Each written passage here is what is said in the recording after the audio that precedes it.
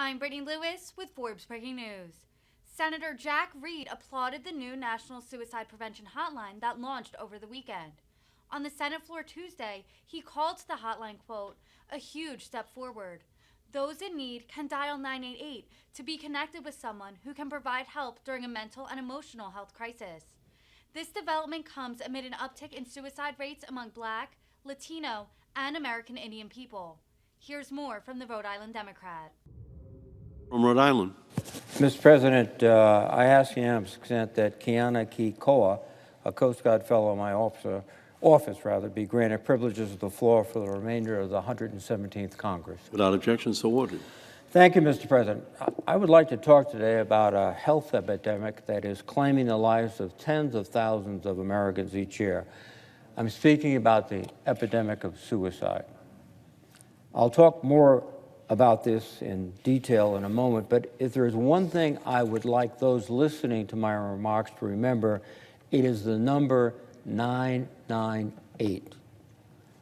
Excuse me, 988. 988. 988 is the three-digit number for the National Suicide Prevention Lifeline. If you need help, please dial 988. Over the last several years, we have all observed the increasing mental health needs in our country. Indeed, the isolation of the COVID-19 pandemic made those needs more pronounced, particularly among children, adolescents, and young adults. In October 2021, the American Academy of Pediatrics, the American Academy of Child and Adolescent Psychiatry, and the Children's Hospital Association, organizations representing experts in children's mental health, declared a national emergency in child and adolescent mental health. According to these organizations, rates of childhood mental health concerns and suicide rose steadily between 2010 and 2020, and by 2018, suicide was the second leading cause of death for youth ages 10 to 24. And the pandemic has intensified this crisis. Across the country, we have witnessed dramatic increases in emergency department visits for all mental health emergencies, including suspected suicide attempts. According to the National Alliance on Mental Illness, nearly 20% of high school students report serious thoughts of suicide, and about 9% have tried to take their own lives. During the pandemic, children have faced challenges we couldn't have imagined just a few years ago.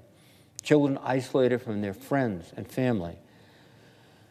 All of this to limit the spread of COVID-19. But this meant that many children were separated from loved ones and other trusted adults like teachers who can help keep kids safe. And kids were isolated from their peers, impeding social learning and development. And in these tough times, rates of domestic violence and child abuse tend to increase. And on top of all these challenges, more than 140,000 children in the United States lost a caregiver to COVID-19. And it's no wonder that so many of our children and young adults are in crises. These hardships are not unique to young people. Adults are feeling them as well. Regrettably, suicide remains a leading cause of death in the United States. In 2020, suicide claimed the lives of 45,979 Americans, according to the latest data from the CDC. This is about one death every 11 minutes. More people died by suicide in 2020 than in motor vehicle accidents.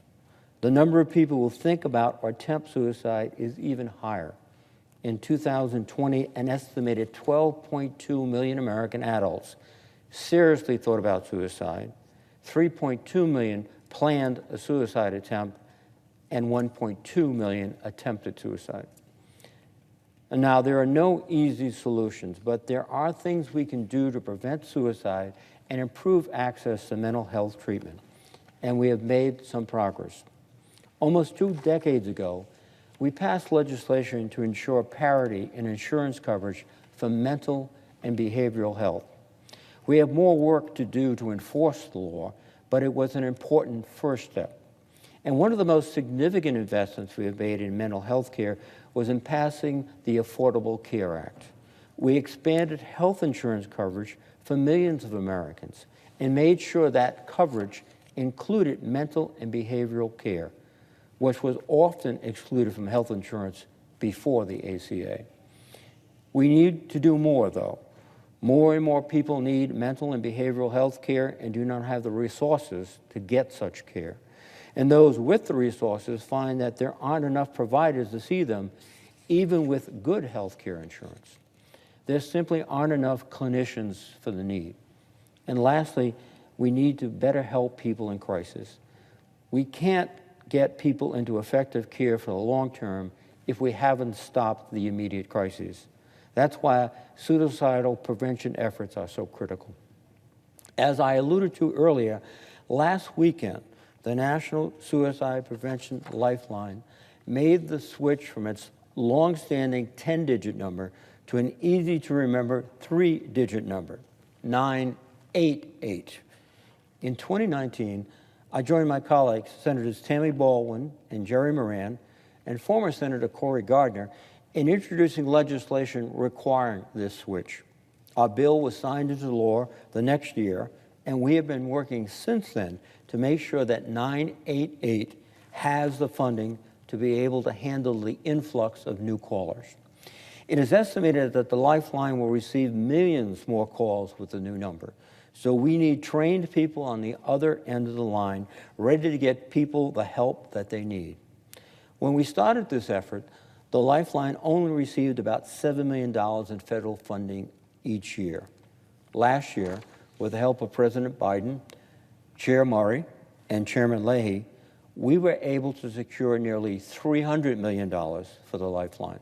And we are working to get the number up to $700 million next year. This level of funding will help ensure that calls are answered quickly and locally so that people calling can talk to someone from their state who will know exactly where to find nearby resources. We're also working towards a system in which mobile response teams can respond in real time and be deployed to help people in crisis who call.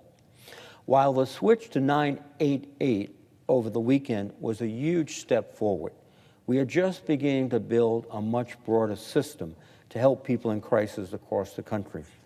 I introduced the National Suicide Prevention Lifeline Improvement Act with Senator Moran last year to help move the Lifeline towards a more comprehensive system. The Health, Education, Labor, and Pensions Committee passed this bipartisan bill unanimously almost a year ago.